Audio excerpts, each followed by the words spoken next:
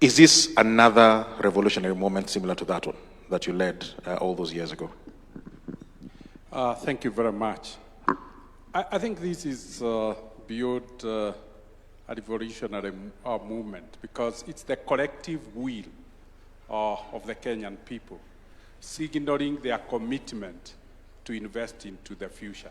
So when a people decides to build the future themselves, they liberate themselves from dependence.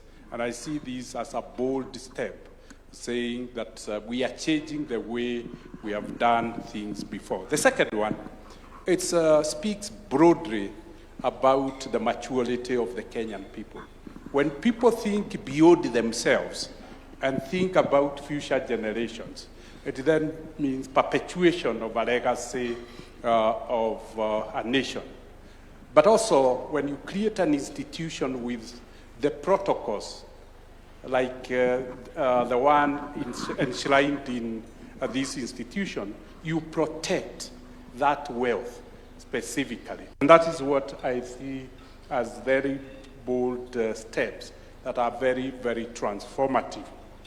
But I think for me, what touched me most was to see a Wings to Fly scholar. And he greeted me and said, "You gave me a scholarship. I can now see investment for the job that I will take after education." So you can see people can relate that it's not just present, but the future is secured. And that to me is quite telling. But let me talk about Norwegian sovereign wealth fund. That is maybe the best example, and you can compare it with the British sovereign wealth fund. They were started at the same time for the same purpose, but you can see Norway now has 2.2 trillion US dollars in the sovereign fund for a population of 5 million people.